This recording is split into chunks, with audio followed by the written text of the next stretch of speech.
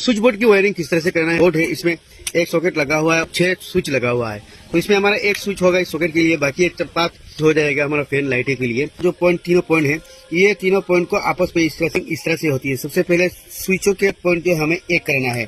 तीनों स्क्रू को यहाँ पर हम सेम इस वायर की इस तीनों स्विच का जो तीनों नट है हमने ढीला करके रख दिया है, तो पॉइंट को इस तरह से एक कर देंगे। तो ये तीनों नट को हम यहाँ पर कस देते हैं। नट को अच्छी तरह से कस दिया है, देख सकते हैं। तो नीचे वाला जो तीनों स्विच है, तीनों पॉइंट हमने एक कर दिया है। यहाँ पर वायर निकल के हमारा ऊपर की साइड गया हुआ है, ये तीनों पॉइंट को हमने एक कर दिया है। और सॉकेट का लगा देंगे यहाँ पर, इसमें लगा देंगे, देखते हैं। अब ये स्विच दबाने पर इस सॉकेट में हमारा फेज लाइन जाएगा और अब हमें न्यूट्रल कनेक्शन करना है। हो गया हमारा मेन लाइन का वायर।